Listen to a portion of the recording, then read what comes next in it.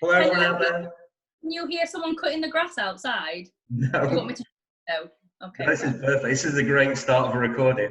Hi, everyone out there. I hope everyone's happy, healthy, and well. We've got a very special guest today on the call. It's Radha.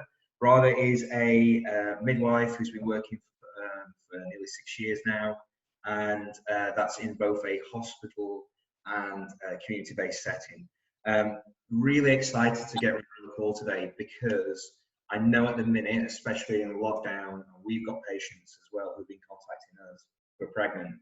There's a lot of people who are panicking and stressing more because obviously where we could easily access different information and support, that's obviously been either limited slightly or all our resources in doing that has been really stripped back a little bit because obviously the whole environment's changed at the minute. Really excited to get Radha on the call because her passion is basically trying to allow women to get the positive birth experiences that they want, dream about.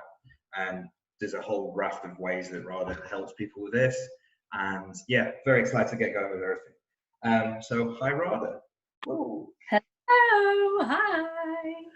So I think we just want to start off with kind of me and Becky's story a little bit, because when everything that we looked for when we were having Rosie was trying to do everything our way, which was going to be more natural and going down those steps. We got a few little complications with Becky's health when we first started, and with everything that always creates panic and a blip.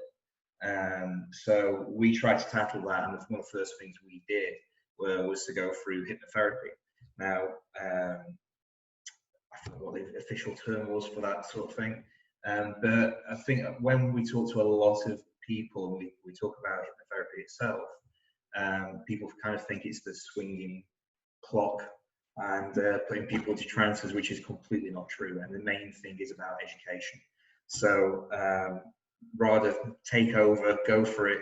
What we just been having a quick chat before, but you were saying there's loads of ways in which we work with people. Do you want to just try and give some information on all that and go into it a bit deeper?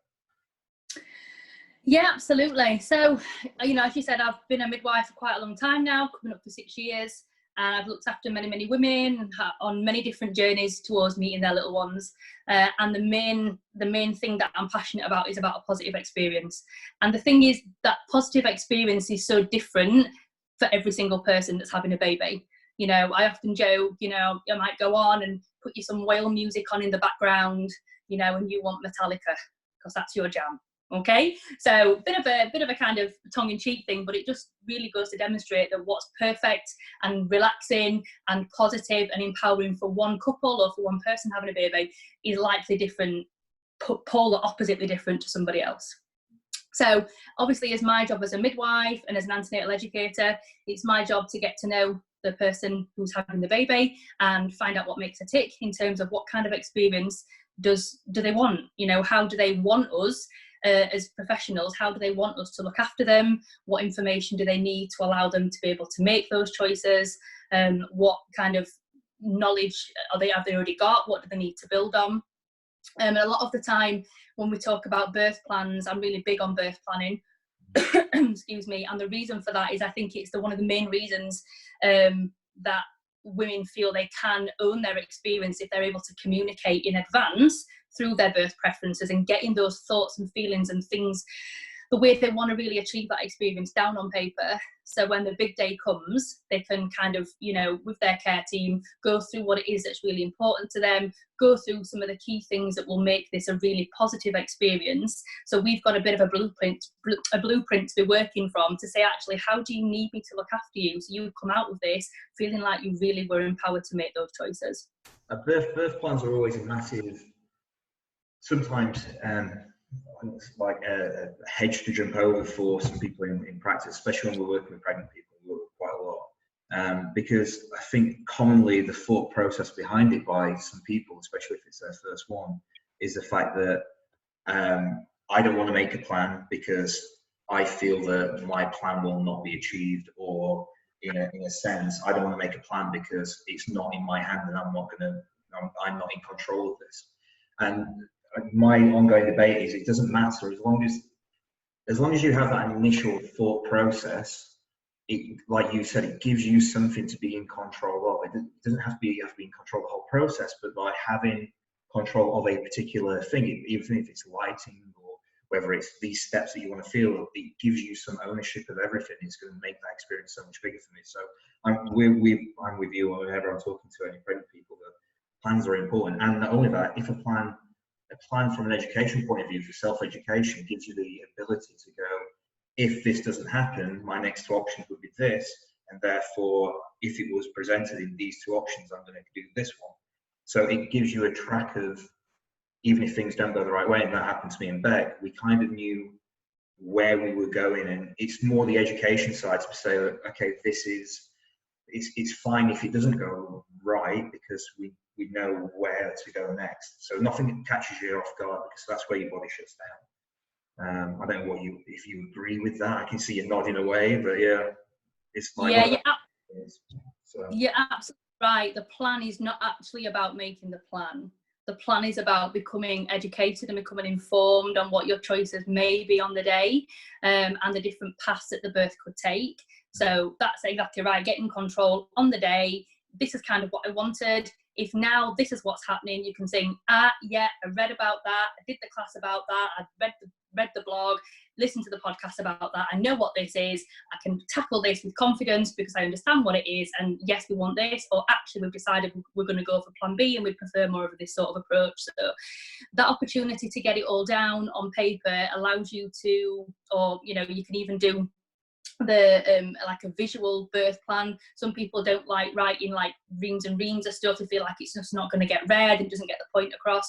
It doesn't have to be war and peace. It can just be bullet points. It can be even pictorial. If you're quite a visual person, you might want to go for like a little picture of a pool, picture of baby in skin to skin, your method of feed, and it can just be like an A4 with pictures, literally, and whatever gets your point across and helps you communicate.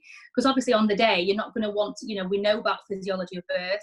We know that as birth is becoming established, the birthing person becomes a lot more withdrawn, and we actually do that person a disservice by actually trying to get them out of that really focused place to ask them whether they wanted to use the pool or not, or whether they wanted to know about gas and air and the benefits and the pros and cons of this and that. So actually, certainly as a midwife caring for somebody, or as an antenatal educator speaking about birth planning, we want to be saying, you need to get all this down on paper so we can actually leave you to your flow and leave you actually in that mode of birth so you can progress, the labour can become established, and we're not disturbing you and necessarily asking you questions that actually, we can understand that you know about because you've written it down in your birth preferences or your birth plan, whatever it is that you want to call it.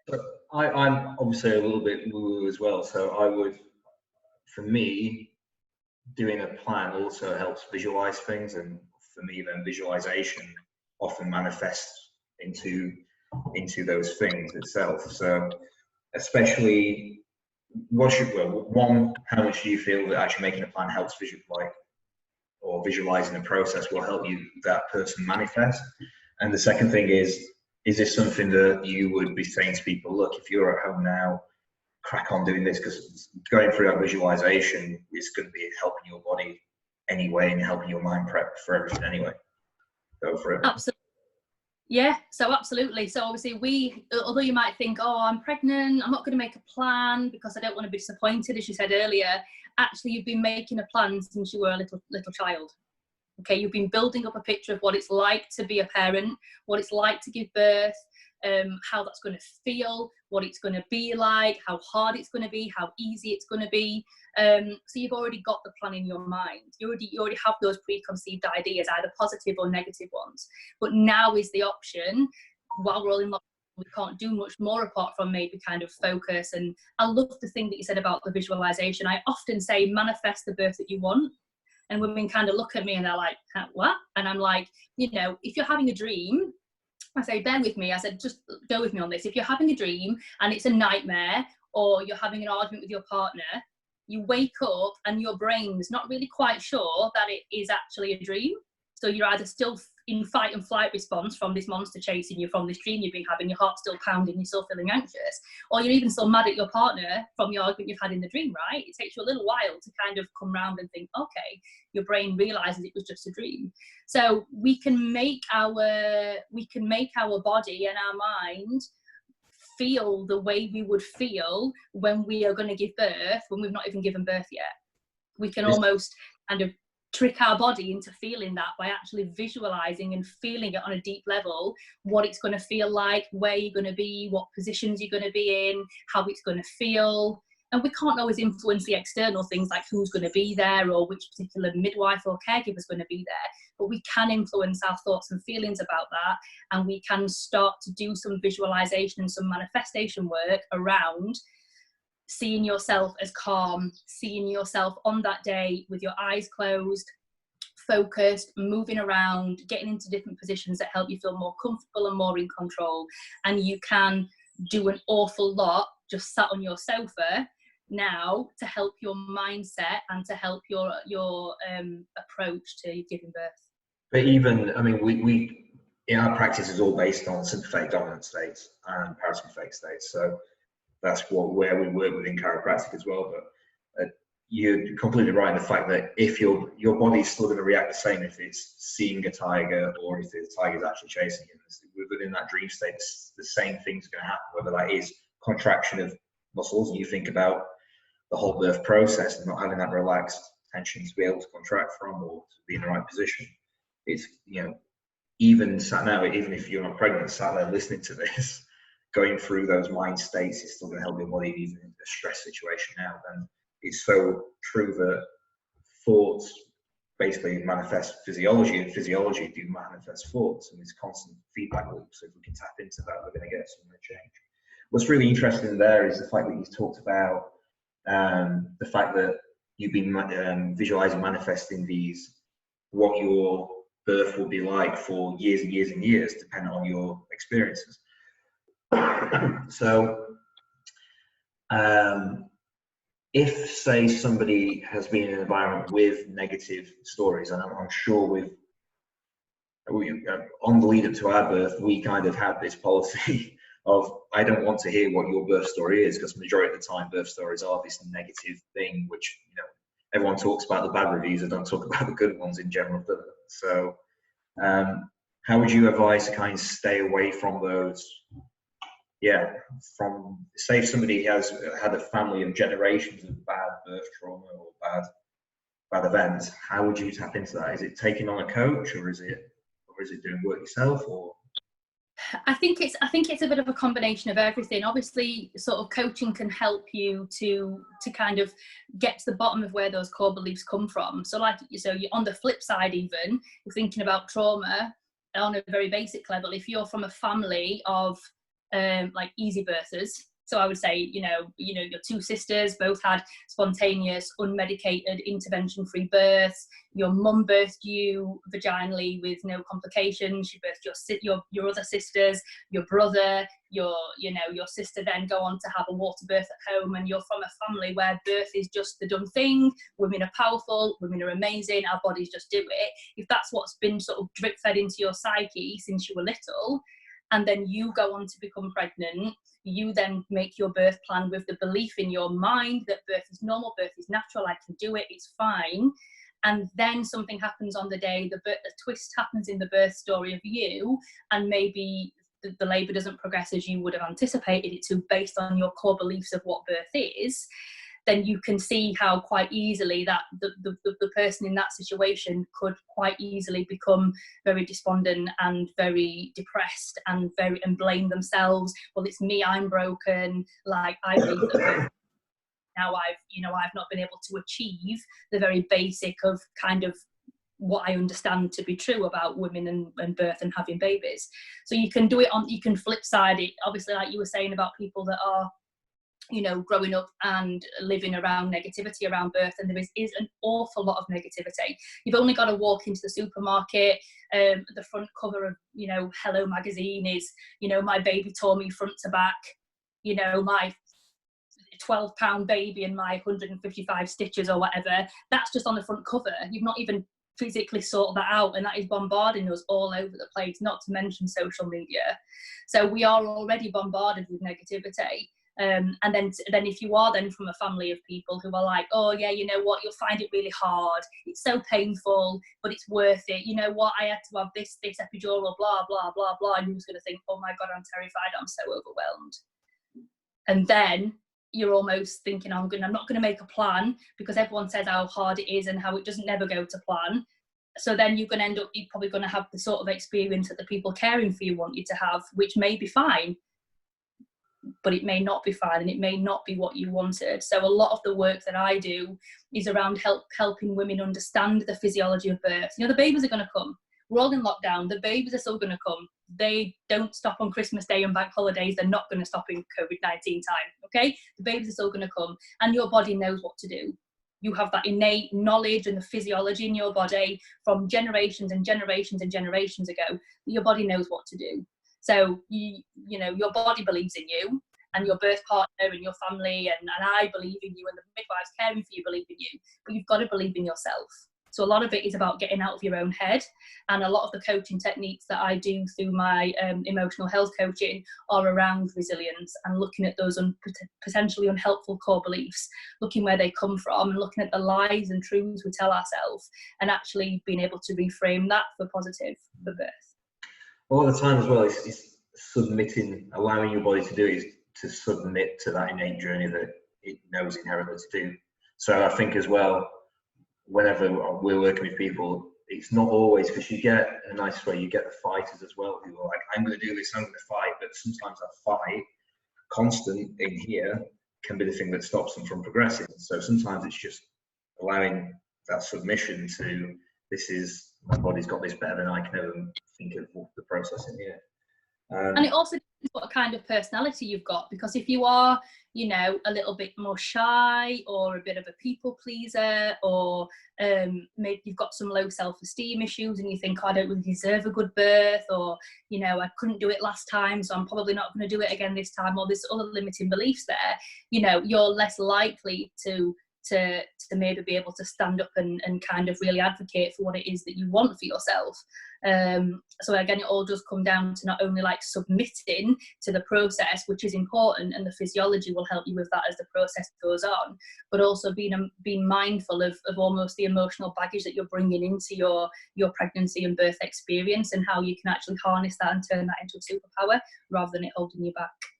So, I mean, that's going to be especially high now for people who are, like you said, have had previous kids. You're a three-step rewind practitioner as well. So you're actually a coach to go through previous births with people and actually pull that apart and try and get to the root of that problem. What are the 3 steps in your world for that then? So the 3-step rewind, it's not therapy, it's not counselling, it's a technique which allows someone in a very safe and controlled way to access the memory of what happened, to access the memory that they deem to be traumatic, and to actually rewire that memory and send it off to a useful part of the brain rather than it being in a triggering area. So usually what happens is when you have a traumatic incident, so we talked about the fight flight response, the tiger, okay? So normally what happens if we have a traumatic experience, our body physically responds to that. So you were talking about it before, you get the sweaty palms, the increased heart rate, you feel sick, your senses are heightened, and you're ready to fight, freeze or run away. And then once the threat has passed, your body calms down, the physical response calms down, and your brain's able to sort of rewire that memory and send it off to the useful part of the brain, so you've got a blueprint for how to deal with that threat in future. But for some areas, that particularly around parenting, perinatal trauma, feeding, birth, often things that we deem to be traumatic get stuck on in that front part of our brain like a scratch on a CD. So rather than the memory being able to be filed away to a useful part, it's going dick, dick, dick, dick, dick, and women are becoming, or the birthing person are becoming re-traumatized every day when there isn't actually a tiger there or a threat. So maybe, they're watching TV and like an advert for a birthing program comes on and they become triggered and they go back to that fight, flight and freeze moment where they're physically feeling sick and nauseous and anxious, and they're basically reliving their trauma. in that moment from a trigger that's happened. It can be something as simple as TV program, or a friend having a baby and announcing it on Facebook, or even driving past the hospital where they gave birth in. So the 3-step rewind is an opportunity for those through very deep relaxation, a guided relaxation, to be able to access that memory, reframe it through what we call disassociation. So rather than me sort of saying, right, I'm going to put you back again in that hospital or in this situation where what you deem to be traumatic, we actually kind of disassociate you from that memory and then very gradually reintroduce you to that memory in a way that isn't triggering or trauma enhancing. But obviously your mind will only let you do so much. So if you're not feeling comfortable, people say, oh, is it going to re-traumatize me? No, your brain will only allow you to access so much. But the amazing thing about the rewind is not only does it help to kind of neutralize a lot of the trigger enhancing elements of that previous experience, but it actually gives people the opportunity to look forward to a future that they desire. So rather than thinking, oh, I had this birth experience and it was so traumatizing, and every time I see this happens, we actually say, okay, now look towards your future, look at yourself, imagine how you're feeling, look at the expression on your face when you're looking into your future. And if you like what you see, you can float up and become a part of that future you. So not only are we helping to deal with the trauma from that previous experience, but we're now obviously building some resilience in, and we're building on the future version of themselves that they would rather be, and the way that they would rather feel when they look back on that experience. So feelings of, at peace with what happened, or just feeling calm about it, rather than feeling, really, discouraged and disempowered and really sad about what happened. So this is not just for anyone who's pregnant. This is anyone who has had anything perceived as birth trauma, basically. It works for phobias. I've worked with people that are frightened of spiders, people that are frightened to fly, anything, bees and wasps, any kind of phobia. But obviously my particular area my area of interest is perinatal, so particular interest around birth, parenting and feeding traumas. But I've even worked with a client who was in a previous domestic abuse relationship, and she tried everything. She'd been having counselling for a long time, and she just came to me and said, I'm desperate to try anything else that could help with me. And I took her through the rewind, and it changed her life. And because of the trauma that she experienced at that time. Cool. With obviously people being more stuck at home and everything that's going on, do you see, as a registered midwife, more people kind of, how do I put it, becoming more interested or warranting more interested in more natural births or home births or anything like that? Or do you think it's just going in the opposite direction? Well, most women do, most women do book a hospital birth, and that's a cultural thing, but it's also mostly down to where they feel safe. So when I'm talking about place of birth with people, I say, you need to be picking to birth and do this most innate, wonderful, physiologically, transformative thing in the place that you feel the most safe. And for some women, that is at home. I believe birth's a family affair. I've cared for women that have had their kids present, the previous kids present, and things like that at the birth. So for some people, being at home is a place that they feel most safe and will be able to sort of most let go. And you say, like you said, like give into the process. But for a lot of people, especially first-time mums, the cultural thing is that you birth in hospital, and because they feel safer, because there are doctors there, and they've got access to analgesia and theatres if they needed that. So ultimately, it's about birthing where you feel safe. And I know. That there has been a huge increase across the country in requests for birthing at home, because now they're thinking, okay, maybe I don't feel safe in hospital because this is where they are caring for people that are sick, and I don't really want to get sick, and I don't want to bring in a newborn baby into a place that could pick up an infection, because obviously I've been isolating for however many weeks and will be isolating for however many weeks, and this might be one of the only times I actually go out of the house. So I don't want to leave the house and become sick. So there has been across the whole country, probably across the world actually, it wouldn't surprise me, a massive increase in the amount of requests for home birth. But it's often and I can't make a sweeping generalisation, but I would say it's often based on fear. Yeah. And I wouldn't recommend anyone makes a place of birth choice based on fear alone. They have to be weighing up the pros and cons and the reasons why one thing may be recommended over another to make a truly informed choice. Yeah, I mean, it comes down to the point of making a birth medicalised as well, which is more often going to happen within a hospital setting. So maybe, I don't know, would you advise that if you are potentially going to be spending more time at home, because you're probably not going to go in as quickly, maybe for some people at first signs of labour, so kind of look at the environment that you're in and try and prep that as a more safe and loving and positive energy environment, just even if you're not planning on, just in case of that. Would you say that's a reasonable advice, or would you be saying that anyway? Yeah, I would, absolutely. And obviously when we're talking about birth planning, and you mentioned it earlier, you know, when we're thinking about birth planning, it's not just a list of the pain relief or the comfort measures you want. We're trying to make the whole environment inviting. So think about what you're going to see, what you can smell, what you can hear, what you want to taste, you want to take snacks with you and various things like that. So if you're thinking about, you know, a home, potentially spending the majority of your labour at home, which a lot of women do in terms of that early part of labour, especially when it's your first baby, most women do tend to find that they are doing quite a lot of that early part of the labour at home until the labour then becomes established, and you know they may call the hospital and be invited to come in sooner than that. But a lot of the time talking to women saying, you know, you're going to probably be doing the majority of your labour at home anyway in terms of the lengthiest part, because for some women when it's their first baby it can be a couple of days of labour becoming established and things are still slow and sort of building up. So it's certainly a good idea to you know, start to make that nest. So you might have heard of people might have heard of like nesting, where, you know, we're human animals and we do tend to give birth when it's dark and quiet and we're feeling safe. So building your nest, making sure you've got everything just so at home, obviously for once baby comes, and also taking some things into hospital with you if you are planning a hospital birth, some things from home, some home comforts that will remind you of home, maybe sort of like a blanket or a pillow that smells of home. So you've got that kind of that sort of physical reminder of what it's like to be in your nest for when you get back to your nest after you've given birth. Cool. Amazing.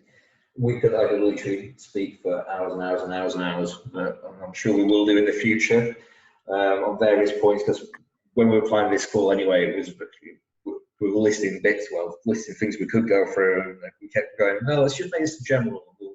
We'll do more as we go on. But if people want to get in touch with you or want to contact you via various means and ask questions, I'm sure there's a lot of things additional to this, even with the 3-step rewind practitioner. I keep reading the official title because I kept messing it up in the pre-interview. How do people get in hold of you? How do people find out more?